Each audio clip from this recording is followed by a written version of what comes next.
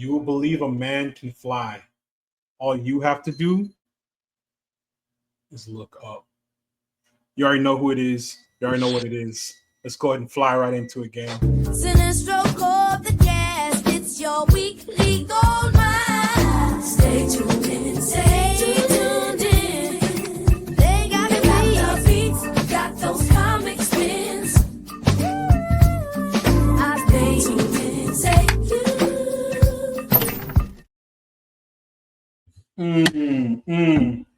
What is going on, y'all? Welcome back to another heroic, another epic episode of Cinestro, your new favorite podcast. It's your boy, Blacksby, and today is another special day. Every so often we get blessed by having a guest on our channel, and today we got the big homie, Alex Gonzalez, hailing from the city of Dallas, my boy. Real quick, let's give you a little background on Alex.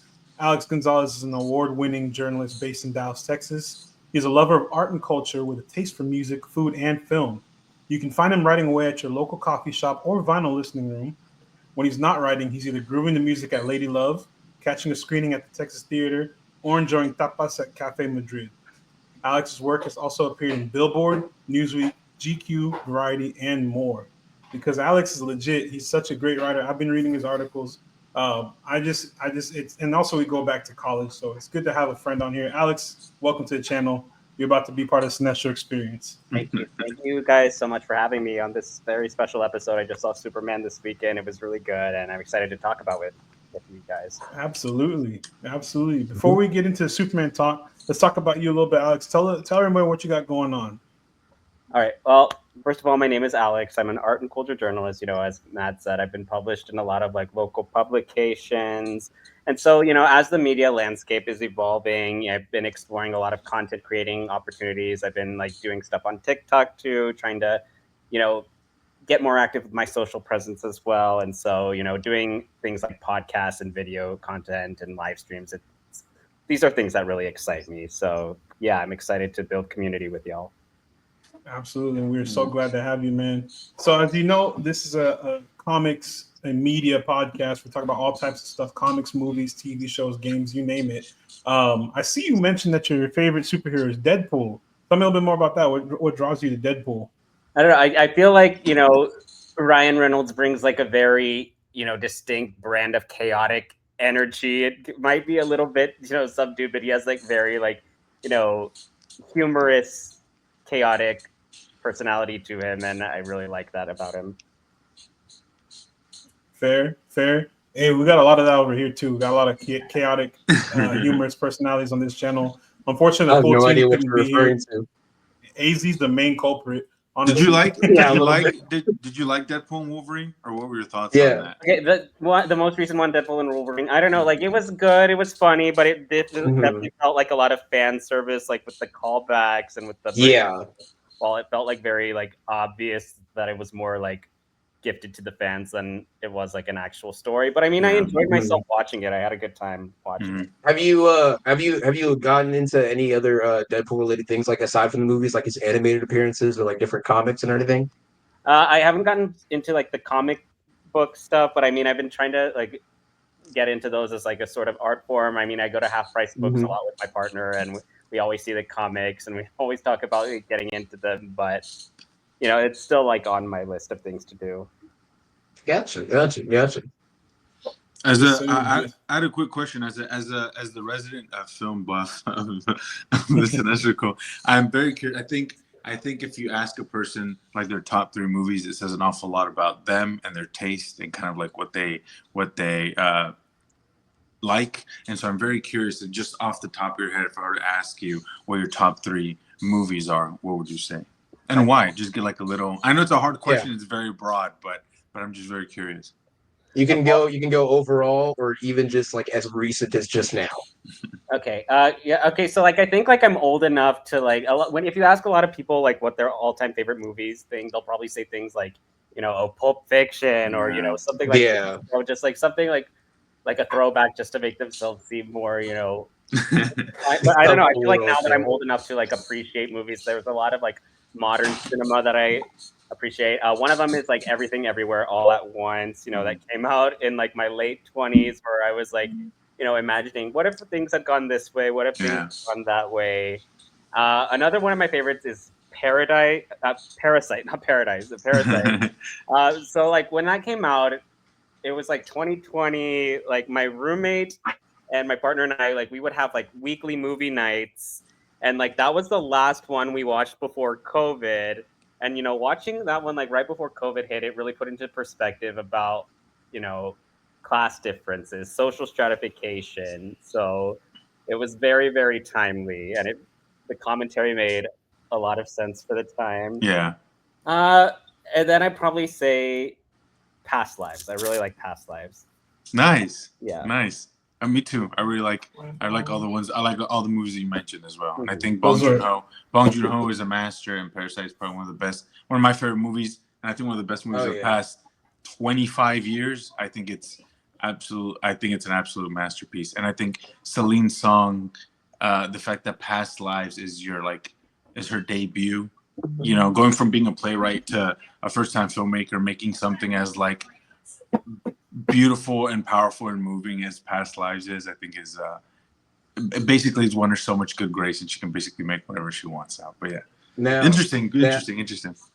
Now I'm the member of the Cinestro Corps that's seen like 5 movies. So what is Past Lives? Because that sounds fascinating. That sounds interesting. It reminds me of just title wise. It sounds like what is that movie where they basically die and then they come back? They like try to Flatliners. That's Flatliners. It's not anything like that. Okay, it's nothing like that. This is actually like some deep meditative think piece. Okay, never mind. I am still sheeple. I just wanted to check. Okay, gotcha. I might have to look into this movie. It seems interesting. It's great. It's really good. So like it's about like this lady who like kind of runs into like a past love that she had years ago, and then she like contemplates like what things could have been like, and it's kind of like surrealist in a way. Like I don't know if you've seen Materialists, the other Celine Song movie, it kind of gives the illusion that it is a romantic comedy, but it kind of like delves into like something else. Like I don't want to spoil it for those who haven't seen it, but it's really worth a watch. Yeah, her writing is so. I think she does such a beautiful job, like kind of creating character, like because humans in real life are so nuanced, and her characters are so nuanced. And Past Lives is just kind of like a perfect example of that. It's about you're married and you're happy and you live a life, but what happens when something from your past comes into your life now and makes you kind of question or wonder or doubt all these things. And it's just handled such beautifully and tactfully, and it's incredible. Also, her and her husband's kind of fascination with threesomes and romance and like triangle romances, it's just kind of also like a really interesting like metatextual aspect of their films that I think is really interesting. But I know what you are, Celine Song. I find that a lot of the movies and the shows that I like kind of involve like dysfunctional relationships or dysfunctional families. I think one of my favorites of last year was A Real Pain with Kieran Culkin and Eisenberg, these 2 brothers who hadn't seen each other in years, and then they go on this trip, and then like all of their past turmoil kind of comes to a head. Yeah. I love stuff like that too. All right, beautiful. Yes, sir. Yeah, those are all wonderful films. They do evoke so many different emotions. They make you think. But speaking of emotions, man, let's talk about the biggest emotion we've been feeling the last like 36 hours, man. Hope. Joy. Blessed hope. And that hope is known as David Corenswet, my GOAT, Superman. Alex, a little backstory. Whenever the DCEU was officially like, they were like, it's dead. We're not doing anything past this, blah, blah, blah. One of our first, I think our third episode of this channel back in like 2022, late 2022 was what's going to happen next? What are they going to do in DC? What are they going to cast Superman, blah, blah, blah. And we said, I think we're like the first person to say on this channel, not just on this channel, but like ever, maybe. Who knows? I can't verify it, but I'm going to just run with it. we said they're going to cast David Corenswet as Superman. I saw him. I saw a picture of him. And I watched an episode. I think it was like Hollywood. I was Yeah. like, this guy looks too damn much like Superman. There's no way they don't cast him. There's no way they just bypass this guy. Now, looks aside, he can act too. Clearly, he did a great job. But He is a Juilliard alum. protege. Yeah, he did go to Juilliard. So not that means. I mean, that's not the end all be all of good acting. But you know, it is. I think it's the hallmark of good acting. Yeah. I think it's a step above what we had previously. I will say. Yeah. Yeah.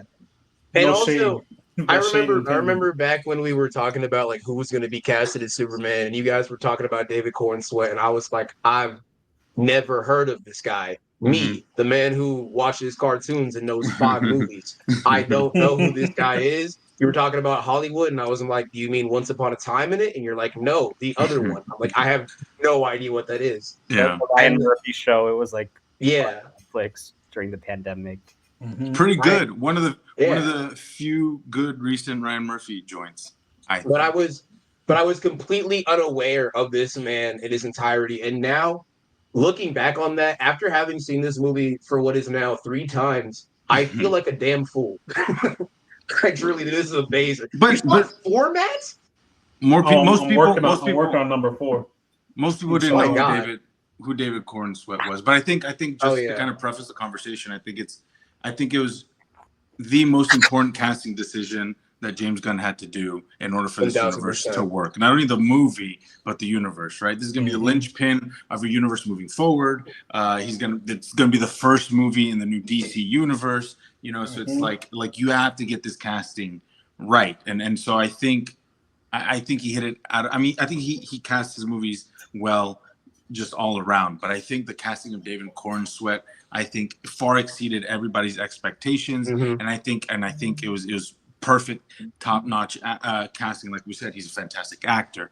It helps that he's super fucking handsome, right? And he's very, you know, and so it's just he embodies and he has the ability to emote in a way that's so I'm gonna keep mentioning Man of Steel because I hate that fucking movie and I hate Henry Cavill, right? But don't let Graham hear this. And it's the most recent. It's the most recent one we have, so it's the easiest comparison to make.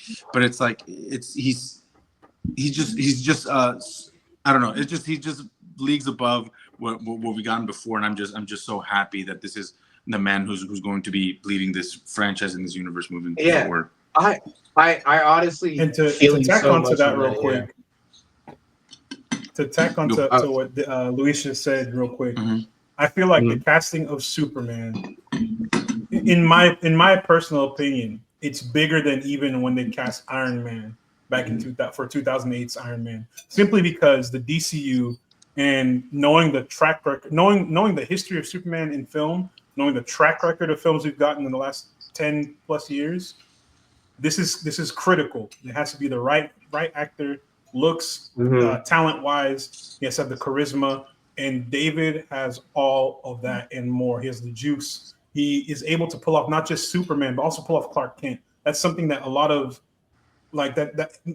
no disrespect to Henry Cavill, but he can't do that. All the disrespect. It's the same. It's the same guy. It's just the same guy. It's a guy with glasses on. Well, Clark and Superman are two different people, 2 different sides of the same coin. You know, and it's also you have to be able to flip that. It's also not. I don't want to put too much blame on really just Henry Cavill and his portrayal, because while that portrayal is like one of the most like dour, pathetic things I've ever seen dedicated to screen, and that's the nice way I would like to put it. As a big comic book fan, I feel like the biggest dichotomy that needs to happen in any movie is that dichotomy between Clark Kent and Superman, and they have to feel not necessarily separate, but like 2 sides of the same coin, kind of like Matt was saying, right? They have to have that humanity through and through. You have to see bits of Clark and Superman and vice versa. And the whole time, right, through Snyder's portrayal with Cavill, it was just this weird, stoic, messianic figure that seemed above humanity, you know, didn't really seem like he was living amongst us the same way that Superman is supposed to. And I feel like Corenswet, working with the team that Gunn put into this movie of the amazing writers, I mean, just absolutely phenomenal writing. It was him, right? I think it was just Yeah. him. It was James Gunn, and I think there was I forgot someone else helped co-write, but I cannot remember for the life of me. But I see I why did it. it might as well have been. Matt has yet to be wrong for a good movie. He really does. And But I like how you make the point that they have to be Yeah. two sides of the same coin, both like Clark Kent and Superman. It's kind of like the Exactly. argument about how like some people say that Andrew Garfield was the better Peter Parker and Tobey Maguire was the better Mhm. Spider-Man. But, Mhm. Tom Holland did a good job of embodying them both. Exactly. And Corenswet does what I think is just a phenomenal job. His Superman is the most human he's ever been. He just like the speech he says at the end, he has no idea what he's doing, but he tries to do the best he can. He's whiny and petty. He lets things like social media get to him. He's just a normal, everyday person, just like us. He just happens to have these What's godlike like abilities. it's Amazing. it's why it's so hard to adapt this character, right? Because it's like, okay, he's a Mhm. god amongst humans, right? How do you make an interesting character? How do you make an interesting movie out of this? Well, you got to humanize him, right? You have to find aspects of him that the audience and regular people can relate to. And James Gunn, if anything, he can make a very humanist story, right, and make his characters very heartfelt and endearing. And he's a very endearing, I think, heartfelt kind of guy. And so I think from the moment they announced James Gunn was writing and directing this movie, I know a lot of people weren't really too excited about it. I did not doubt him at all. I think every movie he's made, I've liked. I don't think he's made a bad movie. I think he's an incredible writer, and I love how unashamed and just kind of how wholeheartedly he accepts like this responsibility of being like the steward for this kind of filmmaking, right? And Mhm.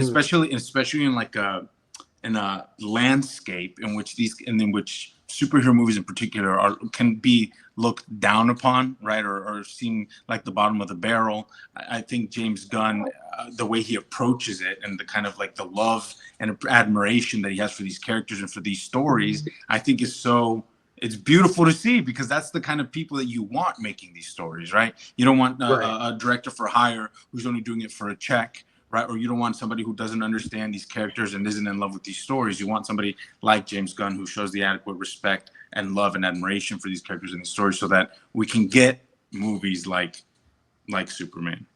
Precisely. Alex, one of the at this point it's like our tagline, motto, you name it. One of the main things we preach on this channel is let competent people cook. We say it, I think every episode it's either we say that or we say something, or I say something about Top Gun. But it's you. But no, we say every episode we say let competent people cook. Let the folks who have a passion, not just for whatever it is they're making, be it a comic book movie, a drama, romance film. Let the people who have passion for just filmmaking in general go to work and create something awesome, not just for for the studios to get their little paychecks and whatnot, but for the fans, for the viewers who are going to be in these theaters watching these movies, watching these TV shows at home or whatever it may be. And I think James Gunn, if we ever decide to do like a director's ranked at some point, he's got to be on that list. He's undoubtedly going to be on that list, indubitably. I've watched I think I've watched just about all of his films except for maybe one. Isn't that what's it called? You do Superbad? No. You're talking about Red Apatow. Yeah, you're thinking about Yeah. the other what's it Super. called? It's called Super. Yeah. Thank you. I always mix those two, but that's the only one I haven't seen. I think that's the only James Gunn. Have you seen it? Have you seen his old Trover film days? Like they said, company that made like that Trover, like they made like Grindhouse films, like Toxic Avenger and all that. James Gunn used to be a part of them like way back in the day. Yeah, that dude. I like how even in this movie, his old like Trover like kind of body horror-esque thing shines through, because that sequence where Superman is fighting the engineer and the nanites are going into him is horrid. Bro, made me sick. Oh my god! When he finally crashes back down and he's like pulling them out as strings, I'm like, oh, James Gunn, you're still at your core of your roots as a filmmaker. I love that. That's gross. Give me more of that. That's I also did I'd say a little bit of research on certain aspects and behind the film things. And one of the biggest things that I think is a major controversy for this film, at least that I've seen throughout Superman Reddits and different comic book threads and communities, is a lot of people are very kind of iffy on the change to the purpose of which Superman's parents sent him Hold to on. Earth. So are we getting ahead of ourselves? Should we kind of Well, we Yeah, could. AJ, dove into it a little? you forgot the way we do this show, bro. Oh, We gotta right, tell right, folks right, the right. plot. We gotta tell Right, folks right, the story. So Right. real quick, spoiler Go warning. for it. At this point, if you are still watching this episode, please pause, go watch Superman 32 times, then Mhm. come back and talk to us. Listen to us Or- talk, because we're about to spoil so much Play this unintentionally. episode on mute in the theater so we can get the revenue. Either one. We will take either option. But AZ, tell them the storyline of All Superman right, so 2025. boom, bam, let me lay it on you. All right, so here we go. We have Superman, a man who has been around on an Earth where for 30 years metahumans have existed, right?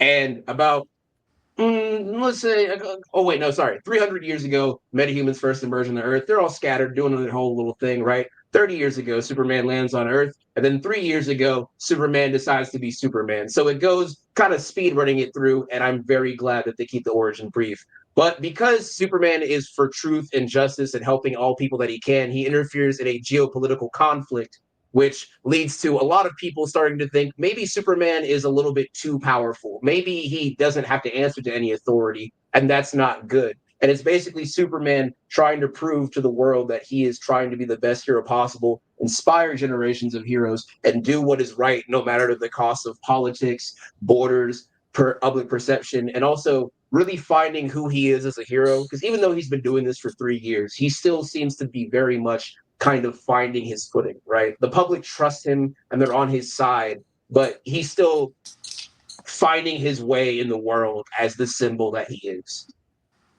But that's the plot. That's basically the plot. And Lex Luthor's doing evil shit. Oh yeah, Lex Luthor is very mad because Lex has, I think, I'm just gonna say this off rip. This is the best portrayal of Lex Luthor I have seen since like the 100%. animated series. No, Disagree. Luis, put away your thumbs. You did no, you're wrong. You're wrong. I was saving this take for the podcast, but I'll let you talk and then I'll speak my truth. Nicholas Hoult is an actor who I was not familiar with his work, and I had seen very scattershot bits and pieces of it. I didn't watch. I think he's in The Crown or The Queen's Gambit or some bridge thing on Netflix involving something. The Great, something with royalty. The Great, whatever. You always have like a vague idea of what it is, and then dancing around the idea. Completely miss it. It's literally that State Farm commercial of, oh, I caught you $1. Oh, I gotta be quicker than that. Every time I try to guess something. But yeah, he's in a bunch of things I'm not familiar with. But his bodies of work that I'm familiar with include the X-Men films and fucking what is that? What is that one stupid thing called? Renfield. A movie that I don't like, but I also don't hate. It's just not good. Just not good, right? So when he was announced to be Lex Luthor, I was like, I don't know if I'm going to like that in any regard. But I started hearing more and more about what he was doing to really get his version of the character to shine. And he based it off of, I can never remember the name of the actual man himself, but the actor who played Lex in Smallville. He said he based it off Rosenbaum? Michael Rosenbaum. The GOAT, Lex Luthor? The GOAT. Also, Wally West. Shout out my boy in the DCAU. But yeah, he based it off of him. And there's bits where that attitude, where that bravado sneaks through to where I can see it, but he's adding enough of his own spin on it. And the vile, venomous vitriol he has. That was amazing alliteration. Jesus Christ. Hold on. I had to take a step back. But the venomous hatred he has for the kindest man is embodying Lex Luthor in a way that I did not think was possible. His hatred was so remarkably unjustifiable. I felt like I was reading a comic. because I was seeing the world from his perspective. He's validating the insecurities that Lex feels of as a human being. He feels smaller, weaker. He doesn't like being seen. You know He wants what? to be the big guy. I'm not gonna let you get away with this. That is a testament to James Gunn's writing and not Nicholas Holt's performance. I'm gonna tell you that right now. But the fact that no.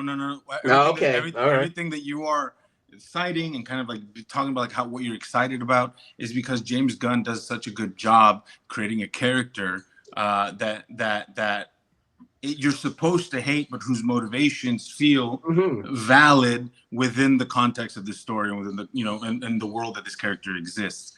correct. This from the jump was the one casting decision that I was the most apprehensive about, and I think I was absolutely right in saying that Nicholas Hoult is not a good Lex Luthor. I think he is too.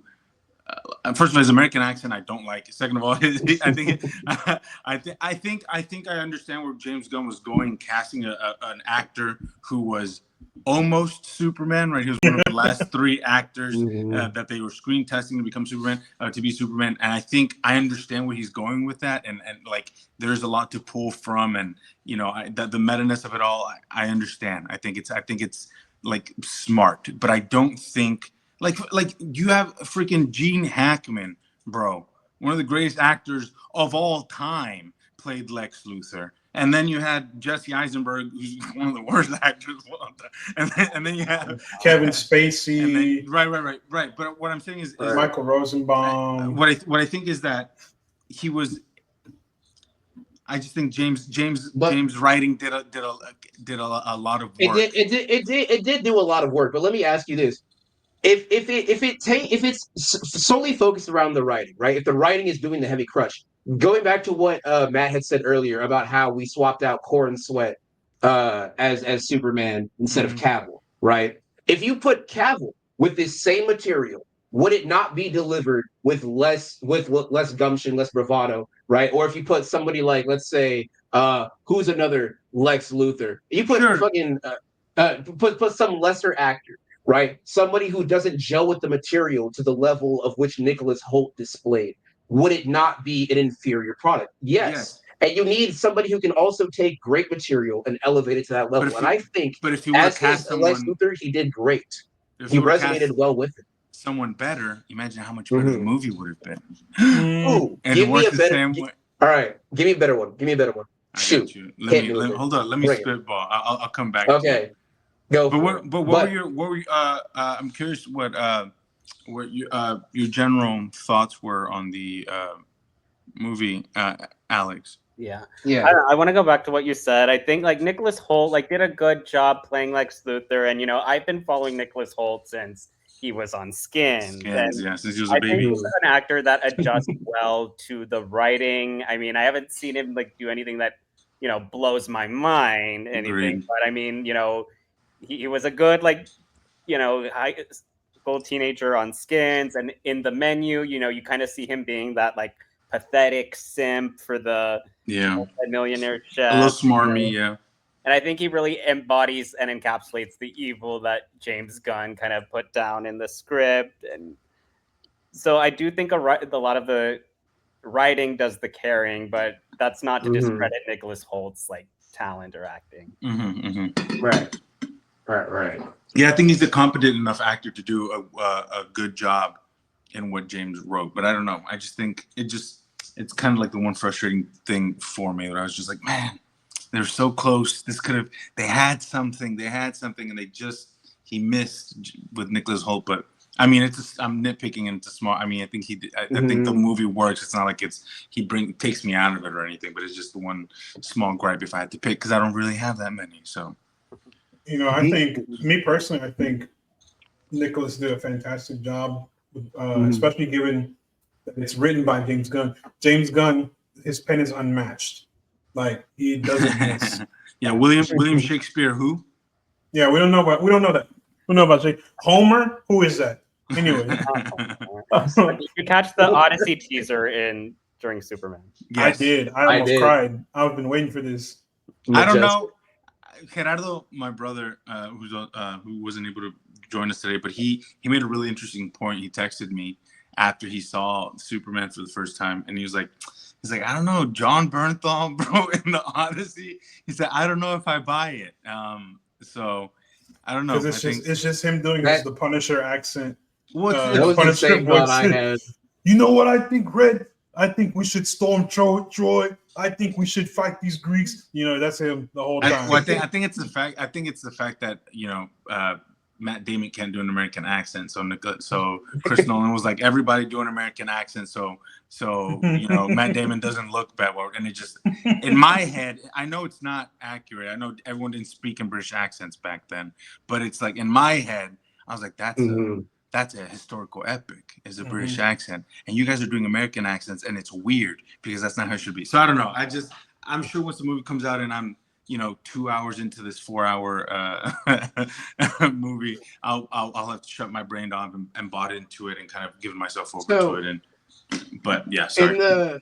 In the group chat, we were I was kind of talking with David about just like how much is in this movie. Like, Alex, what would you say is your familiarity with like Superman lore, like just the mythos in general? I'd say I'm probably about as familiar as the average Joe, So like general audience. All right. So from your perspective, as a general audience member, and not me, the insane man with the beautiful mind whiteboard behind him, what would this movie throws a lot at you. It throws the mythos of the Green Lantern Corps, right? It throws hawk people, shape-shifting men, interdimensional pocket prisons, clones, interdimensional imps for like just a 5-second throwaway gag, right? It throws a lot of moving pieces at you. Did you feel that was still digestible and cohesive enough to where the movie was not really losing pace or staggering for you? Like it was still really palatable and accessible? I'd say so, yeah, and especially because Superman has always been like somewhat of a social commentary, and I think a lot of it's why it's been very polarizing. A lot of people are saying, "Oh, this is the best adaptation." Some people are saying it's the worst. I think it's very timely, given the climate we're in right now. The whole the Lex Luthor metaphor is obviously symbolic of Yeah. That's why a lot of people think others, but 1A. I think that in this day and age, superhero films are often, platforms for social commentary, and so are horror films too. Those are like the two big things right now that are going to be symbolic of the times we're in when we look back 20, 30 years from now. All right.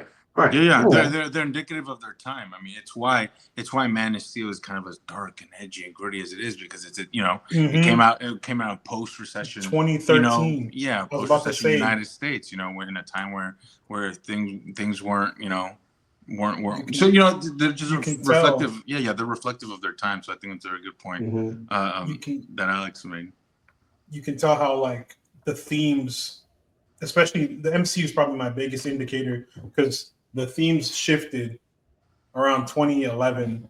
That's when Captain America Winter Soldier came out. Guardians came out like 2013, 2014, somewhere around there. So everything, the tone of the MCU shifted. And then subsequently, the DCU came out and was like, let's make all these movies dark, gritty, as realistic as possible, stupid, grungy, garbage, dirty, terrible, abhorrent, abysmal, the grayest movie possible, just no colors at all.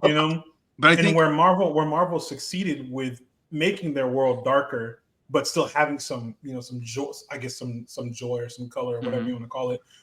The DCU just kept going deeper into that negativity space, and that's why Superman 2025 is such a breath of fresh air, because it's vibrant, it's hopeful.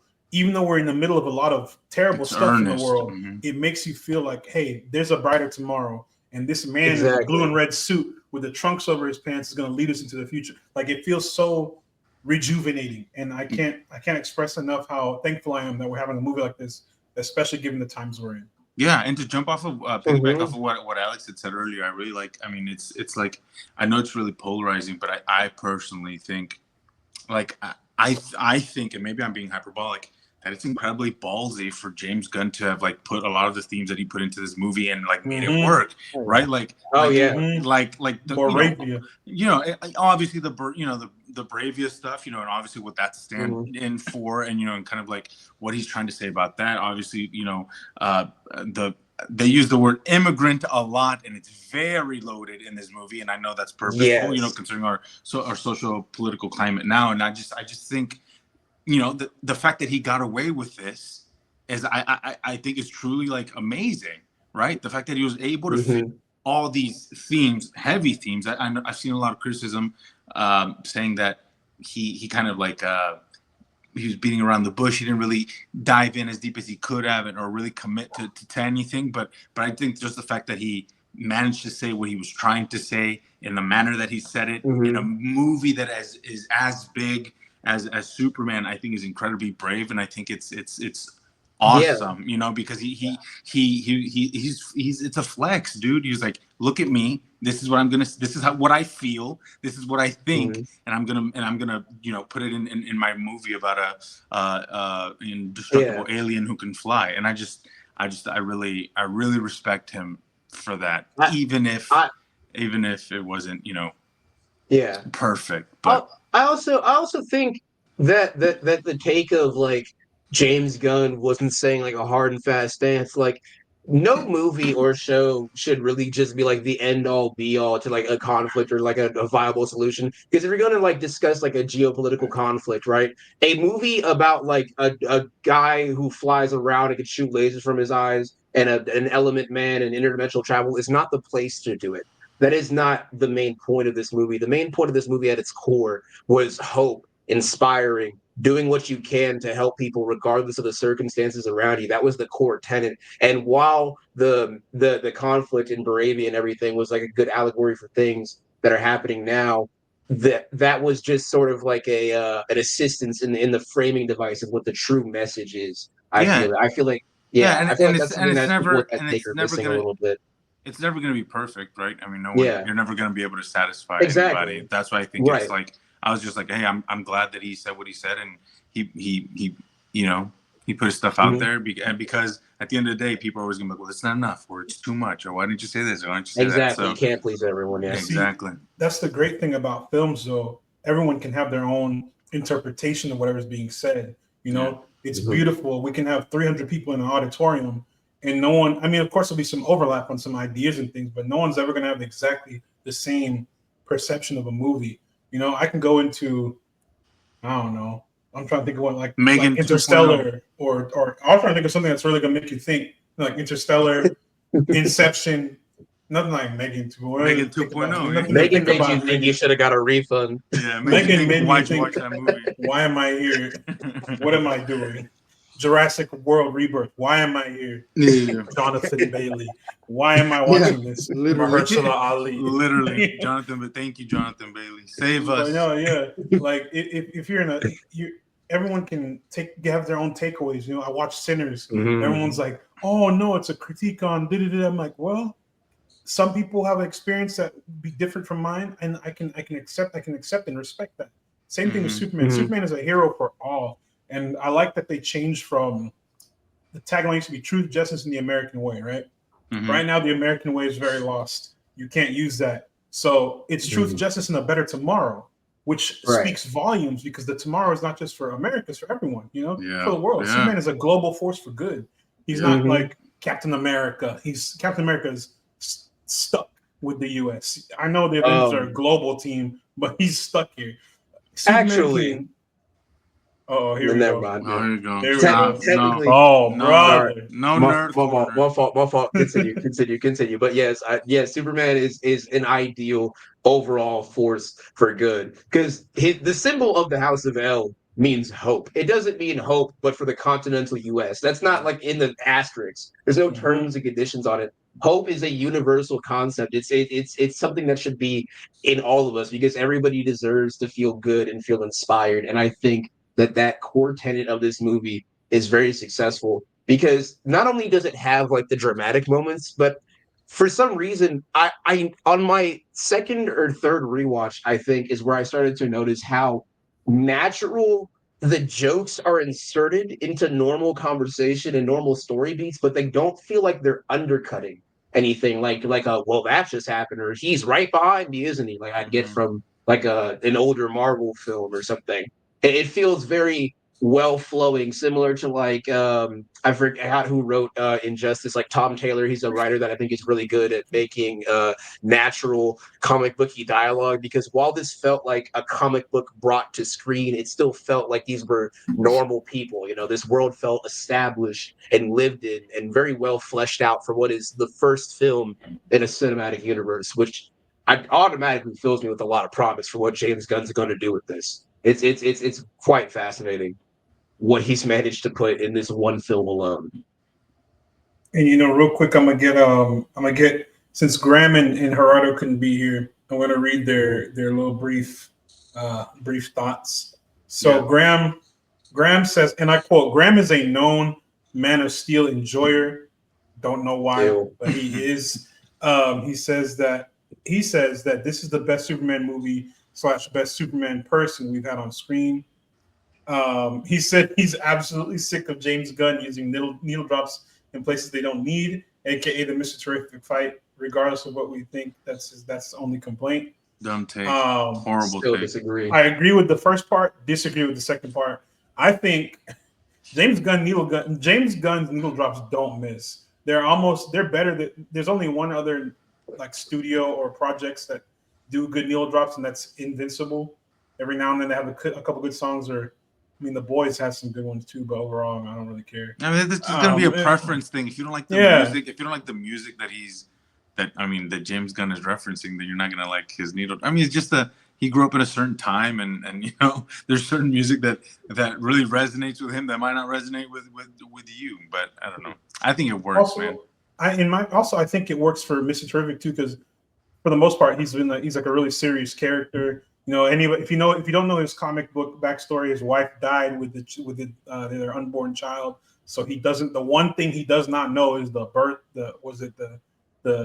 gender of his child, unborn boy or girl. He doesn't know. But for the most part, in this movie, he's like, "Oh, I don't have time for people's emotions. I don't have to blah blah blah. I'm real serious. Look at me. I'm Mr. Terrific. I'm a badass. I'm smart." And then this like jovial fun is playing in the background while he's just absolutely annihilating Lex's camp. I think it fits because it's like it juxtaposes his demeanor for the whole movie. Yeah, I like that. I think it's a good choice. We should touch base on the other cast as well before. Yes, but I'll let you finish. I'll let you finish what you were gonna say. And then Gerardo said he thought it was peak. Gerardo's also seen it multiple times. Nice.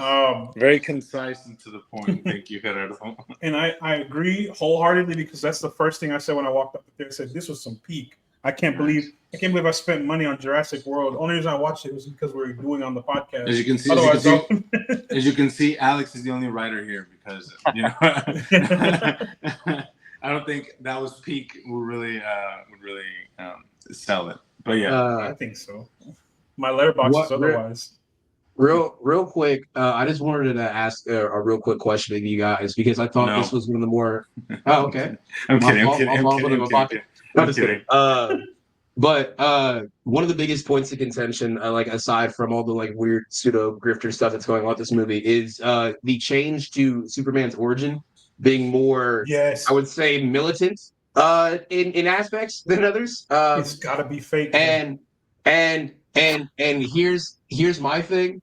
I wanted to get y'all's thoughts on it, but I did find a quote from James Gunn where he states his thoughts on that change. I just wanted to read it out. He said, "I'm a huge Superman fan. So first of all, I had to trust myself that I was going to honor the pieces of Superman that we needed to keep the same, and also allow myself to make changes where changes might work and wouldn't go against the integrity of who the character is. And so I think that was simply dealing with ourselves to change part of the story in a way that was interesting for the DCU, but wasn't something that went against who Superman was and is and has always been, that's played with in the comics before." And I think, personally, there is an example of this that a lot of people have seen if they are mad at this, that they cannot like if they're mad at this. In The Batman, the Robert Pattinson one, they do a similar thing where they adapted a point from Greg Capullo and Scott Snyder's New 52 run, where the Waynes assisted the mafia in medical attention and small dealings in order to help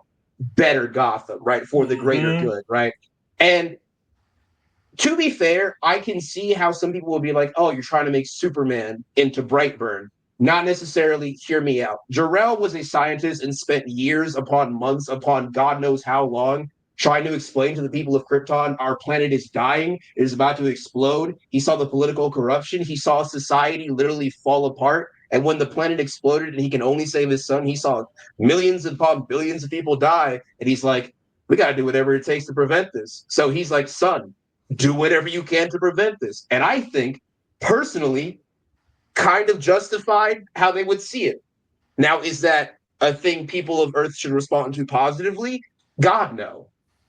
But I think it worked. I think it worked to show that your environment doesn't make you, that you can inspire and make your own journey to give hope. But what were you saying, Luis? I like the decision that James Gunn made, because it goes to show that the reason that Clark is who he is because of his parents. I mean, his Martha, John and Martha, and John. Yeah, exactly. They're who made him who he is, right? And were it not for them, we would not have the Superman that we have. So, and I think that's such a powerful message that James Gunn is sending, and I think it's so beautiful. And I think you have to make that change to his origin in order for that to land, in order for that to hit, right? In order for us to realize that he was so inspired and just kind of brought up beautifully by these, by these two people who found him and loved him and raised him, that they made him into who he is. I don't know. If you don't add that, then there's always going to be this kind of this division within Clark about, was it my real parents or my adopted parents who, I'm so conflicted. And James Gunn nipped that in the bud. He said, boop, they sent you, they said, yes, they love you and it's great, whatever. And they also told you to have a harem and repopulate the entire world, which you're kind of iffy about and you don't really like that. And that's okay. And that's okay. And you can love them for what you thought. You can be in love with this idea of them, but ultimately that, your heart kind of, calls to John and Martha. I don't know. I just thought it was beautiful, and I thought it was a great change, and I think it worked. Alex, what are your thoughts, man?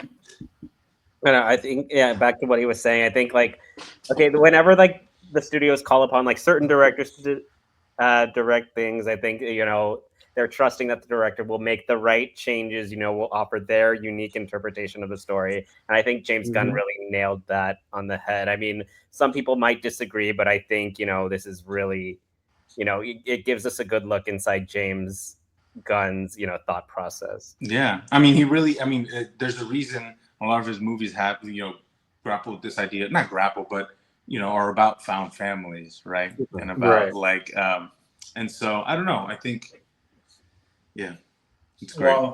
While I don't hate the change of the message for Clark's baby message, I don't know, man. Part of me is like, let it stay, let it be okay. They wanted him to go be a conqueror and rebuild Krypton, which is inching close to Zod's mission in Man of Steel.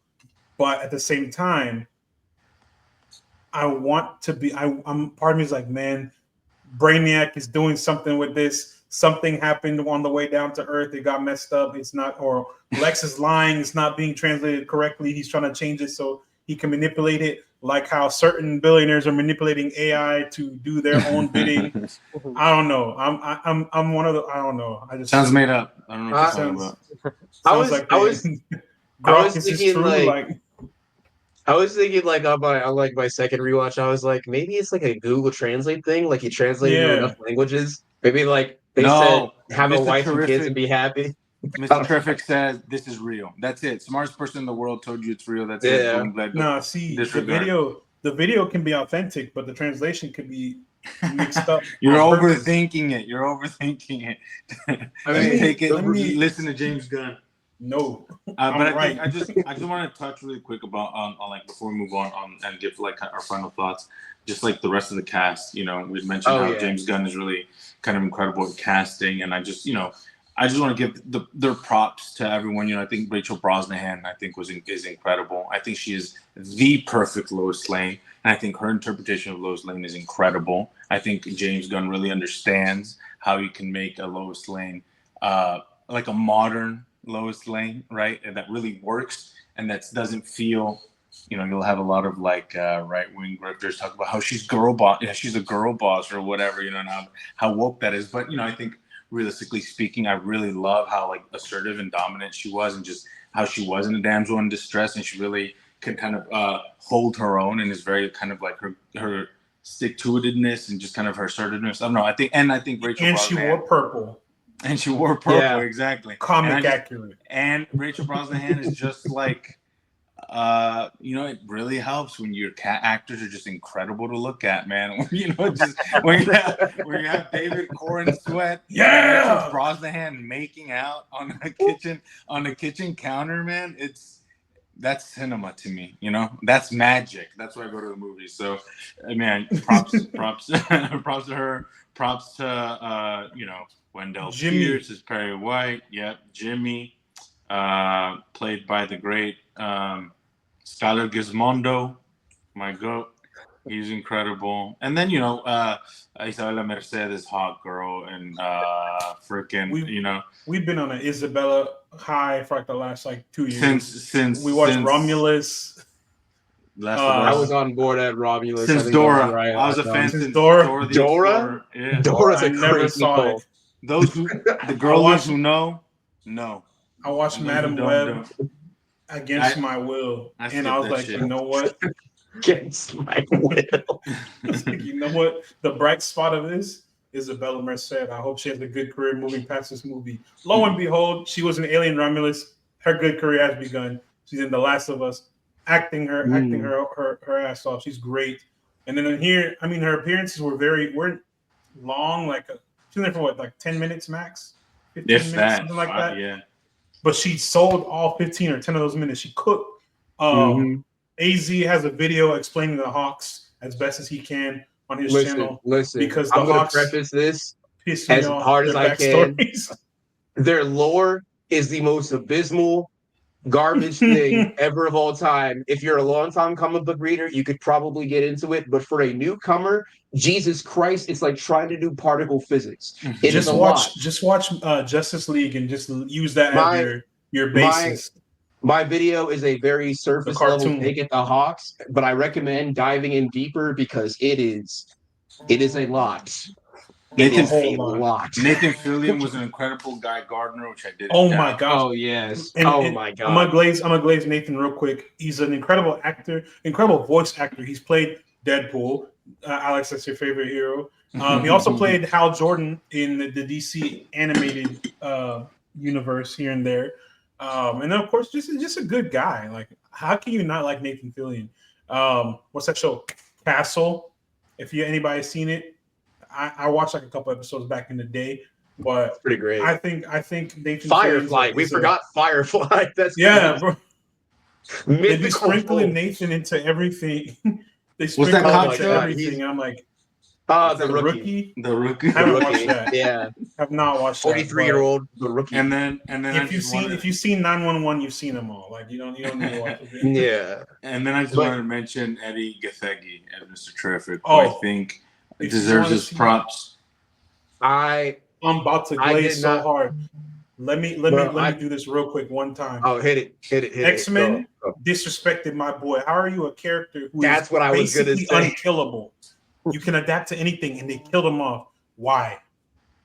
I didn't realize he was Darwin. To show how strong Sebastian Shaw is. Ain't nobody care about Kevin Bacon with that fake wig. Man. Oh, boo-hoo. Second worst member of the Hellfire Club. No one gives a shit about Sebastian Shaw. But that just goes to show like how like tapped in and how well like James Gunn has his finger on the pulse, right? Like the fact that of all the black actors in Hollywood that he could have cast, the fact that he cast Eddie, right? Who was discarded in X-Men First Class so unceremoniously, you know, and give him such a big and prominent role in this movie, which I did not expect, and just let him cook. Incredible. And it's like those are the kinds of things. Mr. Terrific. That's why James is operating at a level other superhero directors aren't operating at, man. He gets it, bro. He understands this shit through and through. Everything from the characters to the story to the actors, except for Nicholas Hoult. It's like, you know, he really it's like, you know, he really understands what he's doing. He's got this whole and it works, man. But yeah, big props to Eddie, who stole the show for me. I thought he was incredible, my favorite part of the movie. Him as Mr. Terrific has an energy that I could only encapsulate as like blacker Batman. He felt very Batman-esque at certain points. Blacker Batman. I mean, the current one isn't black, so technically I'm not. Not yet. But that's a good point, Matt. Let me know when you hear back from the casting directors, bro. I know they're tapped in with you, bro. But he had this like this presence of like this stoicism of this attitude, but as opposed to like this cocky like kind of arrogance where he's like, I'm the smartest man alive. He feels like he's more so just inconvenienced, like he just wishes everybody around him was just a little bit smarter because it would make his life easier. And I like that. I like that energy he has of, dude, there's 30 more minutes left in my shift. I swear to God. Like I like that vibe that Eddie gives to Mr. Terrific of just a man who is at all times doing his best, but set from all sides from people who don't understand that he's doing the right thing and they need to just shut up for 5 seconds. He's just like me. I love him. He was a standout performance. Also, the inclusion of like I wrote his name down here. Oh my God, it's gone. It's on my whiteboard. The man who played Perry, Wendell Pierce. There we go. Wendell Pierce. In his 2 scenes. He's in here for 2 scenes, but he's just so fun as Perry White. Don't call me Chief. Don't call me Chief. Call me Perry, kid. And he's like, how long have they been hooking up? Just the little micro acting bits he does where he'll just do something as simple as roll his eyes or just nod. I love him. And you know, it's almost like if you cast good actors in your stuff, you know, you're really good. Yeah. Everybody's a phenomenal cast in this. Asterisk next to that. Good actors and also a good script because they had Lawrence Fishburne as Perry White in the DCEU. And what did he do? Nothing burger. The whole movie, every time he was there. It's because they didn't give him anything to work with. Lawrence Fishburne is one of the most talented actors on this planet. You mean to tell me you have him in your movie and he's just standing there talking to Lombard and like, Lois, I need to get that article. That's it? Bro, R.I.P. Come on, man. So yeah, it's just a good change in this new, fresh universe. Oh man, I don't even know what else to say. Let's go ahead and go over our ratings real quick. We'll start with Alex. Alex, you're our guest of honor. What's your rating of this movie out of 5 stars? Out of 5 stars. Okay. We do a letterbox style. We do out of 5 stars. Out of 5 stars. I give it like about a 4.5. You know. Yeah. Valid. 4.5. 4.5. Okay, solid. Graham says he gave this a 4 out of 5. Valid too, especially considering he's a Man of Steel enjoyer. He's been saved. Luis, the lobotomy didn't fully take, unfortunately. I think I give it a 4 out of 5 stars. I fluctuate from 4 to 4.5. Depends on the day. Depends how much I choose to ignore Nicholas Hoult in my head. So, but right now, since we talked about him, his presence top of mind, I'll give it a 4. I think it's a great movie. Not perfect, but I think it's an incredible good time. Okay. Dude, man, listen. I've seen this 3 times. Yeah. 5 out of 5. It's clearly just a bright vision of amazing setup. I've connected dots that possibly aren't there. It's set up things like the Authority, Stormwatch, the Omex, just like different things that are teased in this film for little weird nerds like me from James Gunn, a man who I am so sure understands the universe that he's building and the characters to a T, to where he does something as simple as put like Peacemaker on some Fox News allegory show. just little nods like that of truly understanding the universe he's making. I love it. 5 out of 5, 6 out of 5 if I can break the scale. Drag everyone you can to see this movie. It's amazing. Yes. Fair. Valid. Matthew? My rating is right there too. There's every so often the film will come around and I'll just automatically love it and give it a 5-star. Boy, and do we know it. Every so often there's a film that will come and hasn't even been released. I'm like, it's gonna be a 5-star. The most recent one being F1. I said that one's gonna be 5 stars on my rating. Guess what? 5 stars. And Superman is another one of those. I hadn't even seen it yet. This is gonna be 5 stars. Superman is a 5. In fact, Superman is a 7 out of 5 stars for me. I, as a known Top Gun enjoyer, as a known Black Panther enjoyer, as a known Sinners in Dune, and all these other films I've given 5 stars, Superman has entered the rankings because it's such a special movie. We've been rocking with this film before we even knew an ounce of what it was going to be about. We were rocking with David Corenswet from the beginning. We're big time James Gunn enjoyers on this channel. And I just knew it was going to be something special right out the gate. And from that first roll of the film, and I see that DC Studios logo, and the smile just starts creeping on my face. I was like, this is it. We're in for the ride. And then you start seeing that 300 years ago. I was like, oh my God, yeah. How can you not like this? And then the fact that every time he flies by, it slows down, it shows the S shield. He's smiling like he's doing. The only complaint I even have, if there's any complaints about this film, he didn't do the flyby past the camera and smile or wink or whatever like Superman always does. But I'm sure that will come down the line. Anyways, this is just, the score was amazing. The cinematography was amazing. James Gunn's shot selection, incredible. The way Superman was flying. Bro, he was doing superhero. That was amazing. Superhero shit. That's the problem with a lot of these superhero movies, bro. They're not having superheroes do superhero things. They're just standing around monologuing like, "Oh, we got to go save this, and we got to go do that. I'm going to throw my shit." No, bro, save somebody's life. Do something cool. Quick question that will lead into the next and final topic. I think if Superman hits and Superwoman, Woman of Tomorrow, and Clayface hit. And Fantastic Four and Doomsday do not. Is that wraps for the MCU? Is it up? Listen, is it done? Is it done?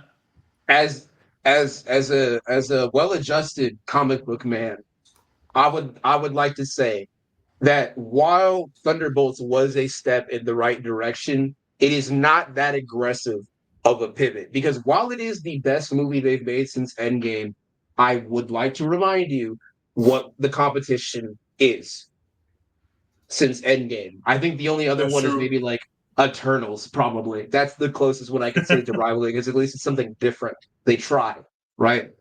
So if Fantastic Four bombs, God forbid that happens, I don't think people will even care about Doomsday. I don't think we'll even have to worry about Doomsday rivaling. Yes, in any degree. They're gonna release Doomsday, bro. They paid. No. They're gonna release it, but we won't have to worry about Marvel being able to springboard, because if Fantastic Four fails, a movie that they've hyped up, recasting, rewriting, working, they've got Edmund Moss Backrack and Pedro Pascal, 2 actors that I love near and dear, and then there's Joseph Quinn. But there's like many people in that movie that I love. Put it this way. And it's impressive if it fails. Well, what do you say, Matt? Let me put it this way. This is also, since Superman did so well in the initial, this is the first week it's going to be out here in a couple It did okay. And we're not even talking about like box office, just critical critical reception, public reaction to it. Marvel is now in a very difficult spot, because if they fail with their first family, one of the most iconic groups of heroes, not just in the Marvel universe, but in comics in general. Mind you, AZ and I talked about the Hickman run like for weeks on end. Just talking about and I can see what they're doing. I see what they're trying to adapt here. If they fumble this in any way, they might be cooked. It's over. They might be cooked, or they will be cooked, because then Doomsday is going to have less of an impact. It's not going to be important to me. And of course, they're going to try and do Secret Wars and try and refix everything. And like now you're just playing. Now it's the reverse. Now Marvel's trying to play catch up to DC. DC is over here humming and drumming along. I know we said Creature Commandos is kind of iffy. but I feel like they're gonna bounce back real well. Well, it's off of it's Superman. hard when you've been doing this shit for 15 years, bro, and you're just running out. You just run out of gas, and you're running out of stories to tell, and people grow old, and the characters are, and so it's. I mean, it's easy. It's like that meme of that guy who's walking holding his girlfriend's hand, and the other girl walks by, and he's like looking back at her. I mean, that's us. Marvel is the girlfriend whose hand we're holding, and DC's girlfriend is the thick girl who just walked by, and we're looking back at. It's like it's new, it's shiny, it's exciting because we're starting over. 15 years down the line, when Marvel is finally resetting, and the DCU's 15 years into it, who knows if we might flip flop back and forth. I don't know. I just thought it was an interesting question to pose, considering all the stuff that DC has coming out and what Marvel has coming out. Oh yeah, that's a good point. Yeah. That does bring up a very valid point. What's next for DC? What's next for the DCU? We got so many different projects that have been announced and mentioned, and all these heroes that we want to see. Off the top of my head, Peacemaker is the next DC thing coming out. Peacemaker season 2, that is. And we were hyped about season 1. We liked season 1. It was good. We're hyped for season 2. I want to see how they tie in everything from Superman into this show. Because when you're tying in a movie into a TV show, as you know, Marvel has flubbed that several times. They finally got it right recently with Ironheart. They finally got it right. But they've managed to make mistakes here and there. Falcon and the Winter Soldier, everything that's come on TV. That's not Agatha. Or Loki. Agatha was not Loki good. was good. I loved Agatha. I couldn't finish it. I couldn't do What it. I tried. What'd you say, Alex? He's like, I loved Agatha. Me too. I'm saying everything that wasn't. Me, I don't know. Something about it was just not scratching that magic itch for me. You're sexist, and it's okay, AZ. I liked werewolf. I don't know. I was expecting like a Werewolf by Night kind of horror-esque vibe, and I got almost Wicked. And I was just like, and guess what? I also liked Wicked. True. I do also like Wicked. I do like. I enjoyed Wicked. But me too. But I am so glad that we are on the What's Next for DC Studios, because if you'll pay attention to my madman ramblings back here. No. Real quick. No. You said I'm Wicked. focusing on this. Hey, speaking of green characters, let's talk about my GOAT, Jon Stewart, finally making his way to the screen. The Lantern show, DC's Lanterns, is coming out next year, if my mind is right. Yeah. It's wrapped production as of recently. I don't know when, but I know I just saw that earlier when I was on the Twitter machine. I don't call it X's. And let's just talk a little bit about it real quick, because I feel like it's important. We got our introduction to a Green Lantern with Guy Gardner.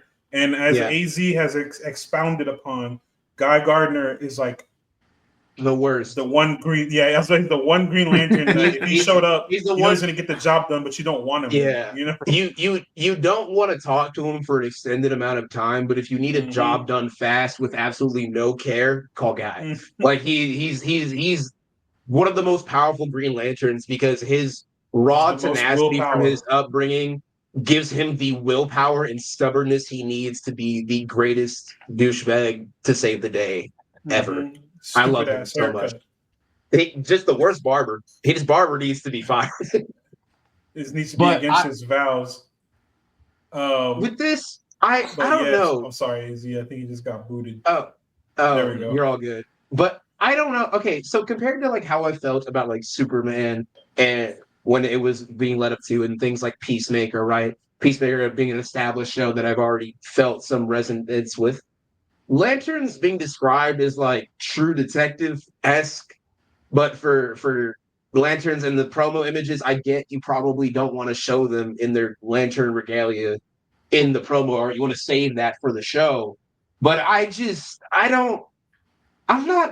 not moved by this yet. I don't know. I don't think we have enough out to where I'm really sold on this idea. No, I know ball, right? But I don't know. I don't see the vision yet with this. Based on how it's described and also how I recently finished True Detective, and I'm like, I don't think this is the energy I want in a Lantern show at all. You missing the ambiance, bro. I don't First of know. all, Damon Explain me that. Lindelof worked on on Lanterns. That's all you need to know. That's Mhm. it. It's gonna be great.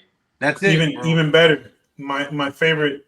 I guess is he still considered up and coming? He had his breakout with Rebel Ridge, but Aaron Pierre. Pierre. I'm begrudgingly letting him be John Stewart. It should have been me, but whatever. We'll John, get there eventually. We'll get there. Hey, DC or Marvel, whoever calls me first, you about to get a phenomenal. Anyway, Never let's not calls start. me Let's first. not start. Let the bidding war commence. I don't know. No, Historically, HBO and HBO Max and Warner, they've done good with the DCU. So Mhm. I don't know. We might not know enough about like what the vision entails, but I for now I trust the vision. Agreed. I'm just 100% hoping agree. that with the expansive like mythos that you can tap into with the lanterns and showing like a real big leap into that more cosmic side of the DCU, right? I hope that it goes more into the weird and sci-fi and science fiction craziness that is the emotional spectrum and everything else, instead of being like as grounded as possible. You know, I want the space cop setting to mean something, because otherwise these could just be normal guys and this is an episode of Fargo, right? I want that through line to still shine through. That's the only thing I'm skeptical about. Other than that, it might be good. I can see Might. that.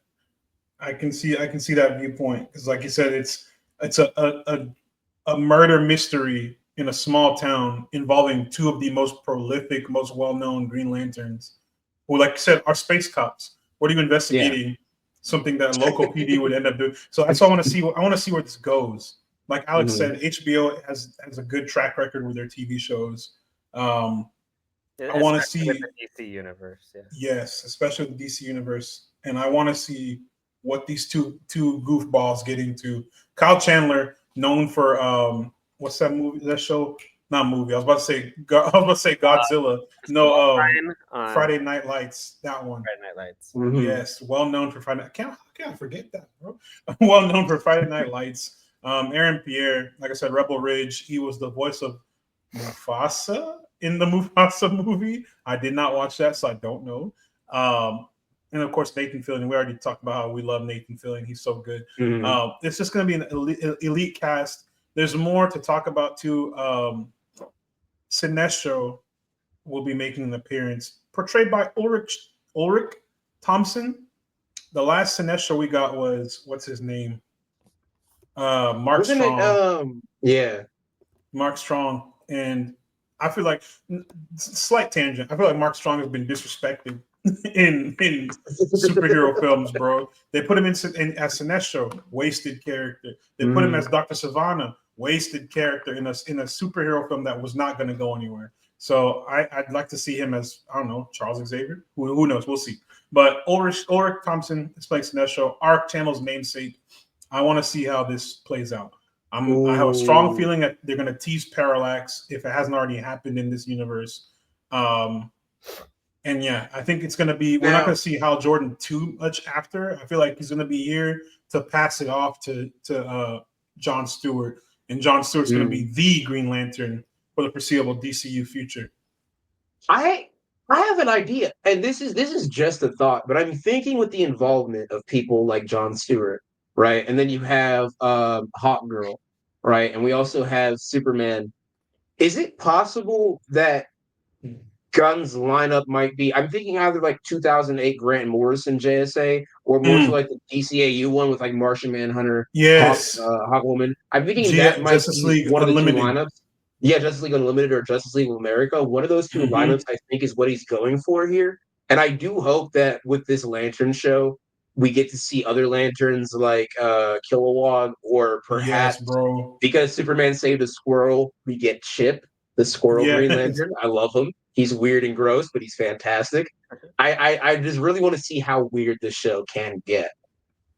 but I am invested. I'm on board now.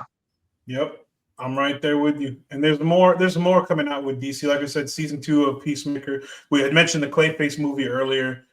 Interesting to see how that plays around with Clayface as far as a metahuman, but what they're going to do. It's probably going to be a little bit darker, a little bit heavier. Sergeant Rock. I don't know if that's still happening. I have no clue if that's still happening. Were they doing that as an animated, or were they doing that as a live action?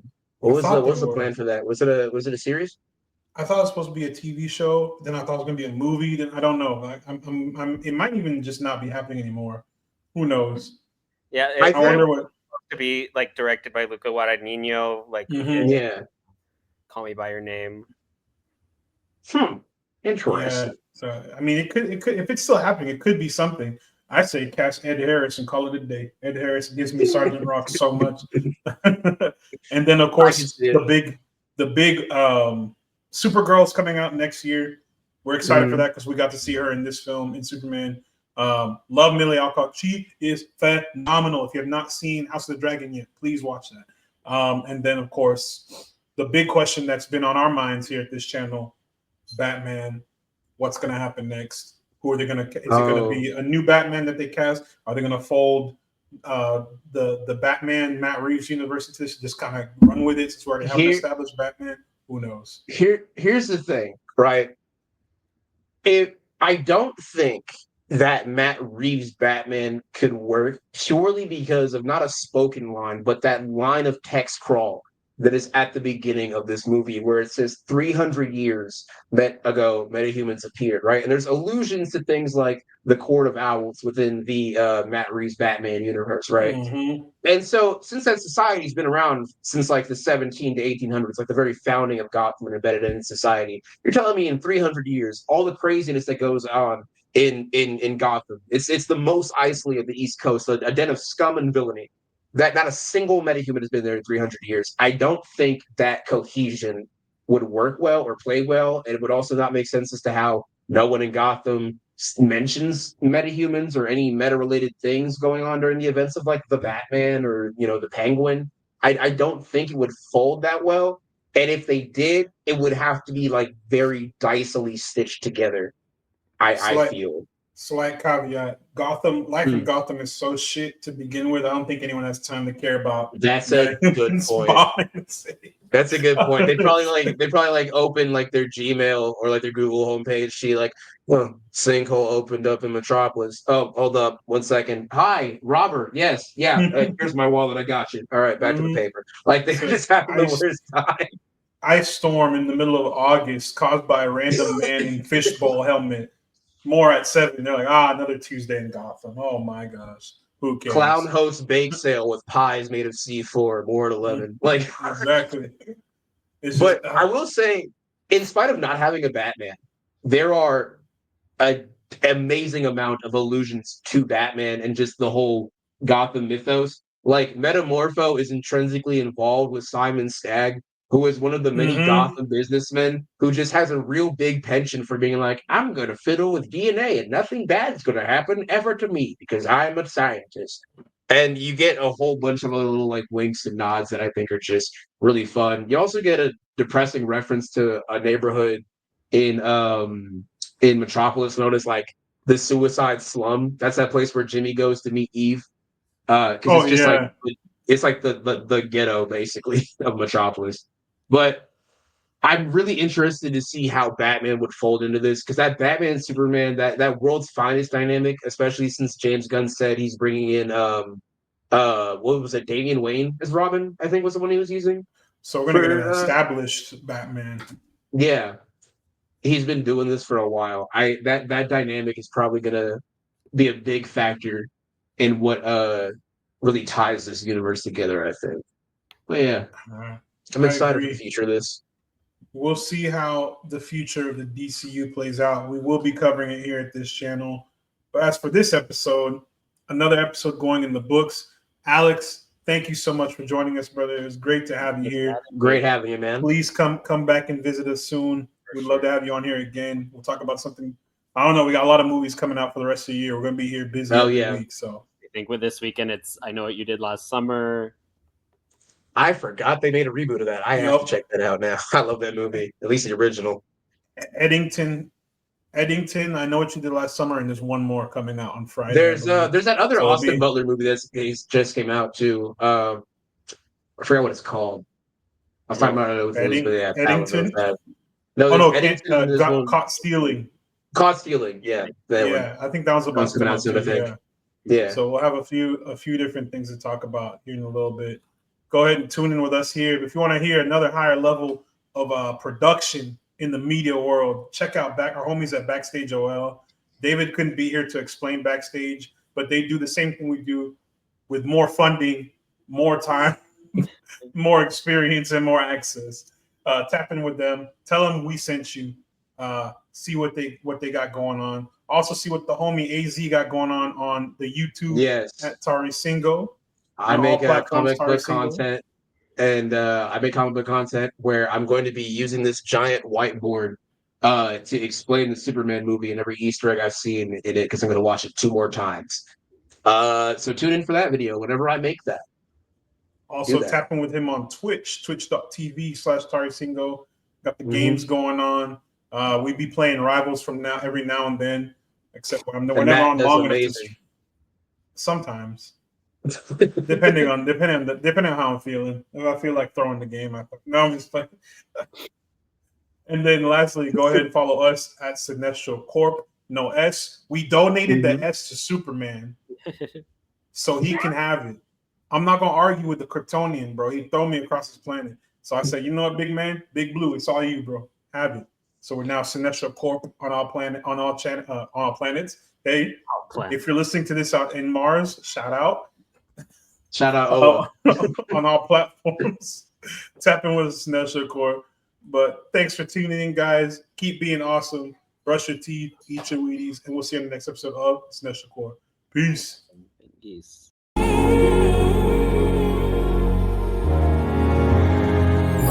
We're the kings of the screen, yeah. Cinestro Corp, we're the dream, yeah. New episode Saturday afternoon. We in your ear, that comic book crew. More good it takes what we do. Cinestro Corp, we're the